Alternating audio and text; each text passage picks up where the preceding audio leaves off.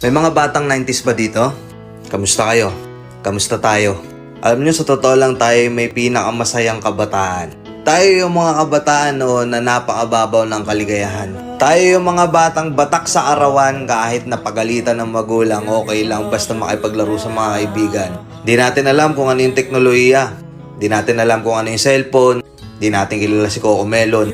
Kontento na tayo sa mga laruan natin at sa kung ano yung meron. Tayo yung mga batang halos makompleto natin lahat ng laruan sa Jollibee at McDo. Bumibili tayo ng tig-pipisong laruan baka sakaling may laruan doon sa loob.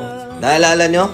Noong mga panahon, naghahanap pa tayo ng gagamba kung saan-saan. Naghahanap tayo ng mga sanga ng puno para makipaglaro ng baril-barilan. Kukuha tayo ng gulong sa tabi-tabi tapos pagugulungin lang natin kung saan-saan.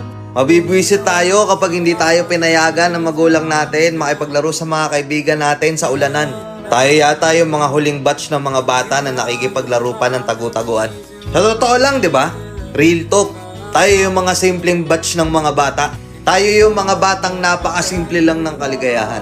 Pero yung mga batang yun ngayon, nagsilakihan na. Nandito na tayo sa tunay na hamon ng buhay. Yung struggle natin, ibang-iba.